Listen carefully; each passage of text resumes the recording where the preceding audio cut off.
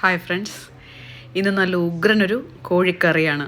Welcome to my channel. ആവശ്യമുള്ള item വെളുത്തുള്ളി ഞാൻ രണ്ടായിട്ട് കട്ട് ചെയ്തെടുത്തിട്ടുണ്ട്. കുറച്ച് ഒരു ആലു, സബോള 2 അല്ലെങ്കിൽ 3 മീഡിയം സൈസ്, കുറച്ച് ഇഞ്ചി, ചെറിയ കഷ്ണം ഇഞ്ചി അത് നുറുക്കി വെച്ചിരിക്കുകയാണ്. ഇതിൽ വെളുത്തുള്ളി മാത്രമാണ് നുറുക്കാത്തത്. നമ്മൾ ഗ്യാസ് അടുപ്പത്ത് നല്ല ഒരു കുക്കറാണ് വെച്ചിരിക്കുന്നത്. കുക്കറിൽ ആവശ്യത്തിന് വെളിച്ചെണ്ണ, ഇത് വറുത്തരച്ച കോഴിക്കറിയാണല്ലോ, ആവശ്യത്തിന് വെളിച്ചെണ്ണ ഒഴിച്ച് അരിഞ്ഞു വെച്ചിരിക്കുന്ന നീളത്തിൽ അരിഞ്ഞു വെച്ചിരിക്കുന്ന സബോള, പച്ചമുളക്, കറിവേപ്പില ഇത്രയും കൂടെ ഒരുമിച്ചിട്ട് ഞാൻ ഫ്ലെയിം ഫുള്ളിലാണ് ഇതിനകത്ത് വെച്ചിരിക്കുന്നത്. ഈ ഒരു ആദ്യത്തെ ഒരു പരിപാടി മാത്രം കുറച്ച് നമുക്ക് ഫ്ലെയിം ഫുള്ളിൽ വെച്ച് തന്നെ ചെയ്യാം. അവിടെ നിന്ന് ഇടയ്ക്കിടയ്ക്കൊന്ന് ഇളക്കി കൊടുത്താൽ മതി, കൈവിടാതെ ഇളക്കി കൊടുക്കണം. അങ്ങനെ വെളുത്തുള്ളി നമ്മൾ രണ്ടായിട്ട് കട്ട് ചെയ്യുകയോ വെളുത്തുള്ളി ചതയ്ക്കുകയോ ഒന്നും ചെയ്യണ്ട. അങ്ങനെ തന്നെ ഹോളായിട്ട് തന്നെ ഇടാം. ഹോളായിട്ട് തന്നെ നമ്മളിട്ടു. ഇത് നന്നായിട്ട് വഴണ്ട് വന്നിട്ടുണ്ട്. ഇങ്ങനെ വഴണ്ട് വന്നു കഴിയുമ്പോൾ നമുക്കതിനകത്തോട്ട് കുറച്ച് മഞ്ഞൾപ്പൊടി, അതിൻ്റെ കൂടെ തന്നെ നമുക്ക് മുളക് പൊടി ഒരു 2 സ്പൂൺ ഞാനിപ്പോൾ ചേർക്കുന്നുണ്ട്. നമ്മൾ കഴുകി വൃത്തിയാക്കി വെച്ചിരിക്കുന്ന, വെള്ളമൊക്കെ കളഞ്ഞ് വൃത്തിയാക്കി വെച്ചിരിക്കുന്ന ചിക്കനും ഇതിനകത്തോട്ട് തന്നെ ഇതിൻ്റെ കൂട്ടത്തിൽ തന്നെ ഇടുകയാണ്. മറ്റ് പൊടികളൊന്നും നമുക്കിപ്പോൾ ചേർക്കണ്ട, കാരണം തേങ്ങ വറുത്ത് കഴിയുമ്പം അതിനകത്ത് നമുക്ക് തേങ്ങയുടെ ഒപ്പം തന്നെ ചേർക്കാം. ഇങ്ങനെ ഈ ചിക്കൻ ഇട്ട് കഴിഞ്ഞ് പിന്നെ വെള്ളം ഉടനെ ഒഴിക്കണ്ട. ചിക്കനിൽ നിന്ന് തന്നെ കുറച്ച് വെള്ളം അതിൻ്റെ തന്നെ ഉണ്ടല്ലോ, അത് ഇറങ്ങി വന്ന് നമ്മളൊരു 5 മിനിറ്റ് അങ്ങനെ ആ വെള്ളത്തിൽ തന്നെ അത് വെന്ത ശേഷം നമുക്ക് കുറച്ച് ഒരു 1/2 ഗ്ലാസ് തിളച്ച വെള്ളം കൂടെ ഇതിനകത്തോട്ട് ഒഴിക്കാം.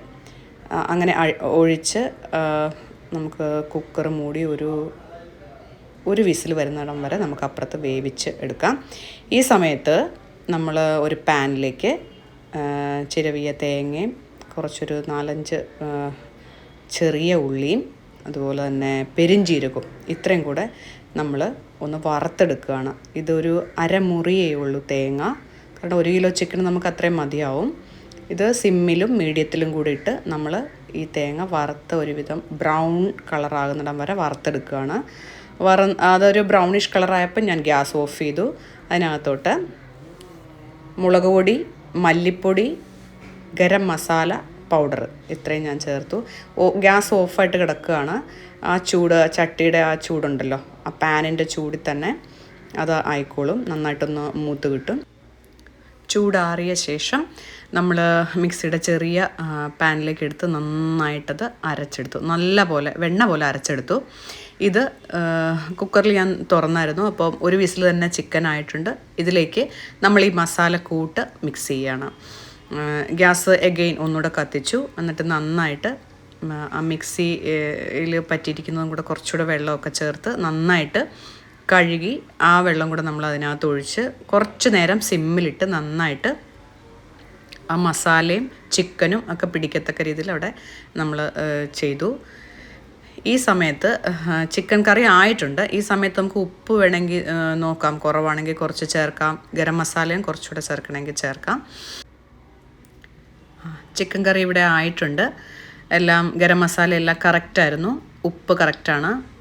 ഈ സമയത്ത് നമുക്കൊന്ന് താളിച്ച് ചേർക്കണം. താളിക്കുന്നതിന് ഞാനിവിടെ പിന്നെ എടുത്തിട്ട് അതേ പാൻ തന്നെ, നമ്മൾ തേങ്ങ വറുത്ത പാൻ തന്നെ അത് ക്ലീൻ ചെയ്തെടുത്തിട്ട് അതിനകത്ത് കടുകും നമ്മൾ പാൻ ചെയ്യാൻ ആവശ്യമായ എല്ലാ ഐറ്റംസും, വറ്റൽമുളക്, കറിവേപ്പില, ചെറിയ ഉള്ളി വട്ടത്തിൽ അരിഞ്ഞ ചെറിയ ഉള്ളി ഇതെല്ലാം വറുത്ത് നമ്മൾ താളിച്ച് ആ ചൂടോടുകൂടി തന്നെ ചിക്കൻ കറിയിലോട്ട് നമ്മളിത് ആഡ് ചെയ്യുകയാണ്. ഇത്രയേ ഉള്ളൂ. ഇത് എല്ലാത്തിൻ്റെയും കൂടെ അപ്പം, ഇടിയപ്പം, ചോറ്, ചപ്പാത്തി, പൊറോട്ട, എന്ത് ഐറ്റം നമ്മളെടുത്താലും അതിൻ്റെ എല്ലാത്തിൻ്റെയും കൂടെ ടേസ്റ്റാണ്. ഏറ്റവും ടേസ്റ്റ് പുട്ടിൻ്റെ കൂടെയാണ്. നിങ്ങൾ ഉണ്ടാക്കി നോക്കുക, കഴിച്ച് നോക്കുക. എൻ്റെ ചാനൽ സബ്സ്ക്രൈബ് ചെയ്യാൻ ഞാൻ പറയാൻ മറന്നു പോകുന്നതാണ്. എല്ലാവരും സബ്സ്ക്രൈബ് ചെയ്യണം, സപ്പോർട്ട് ചെയ്യുക. താങ്ക്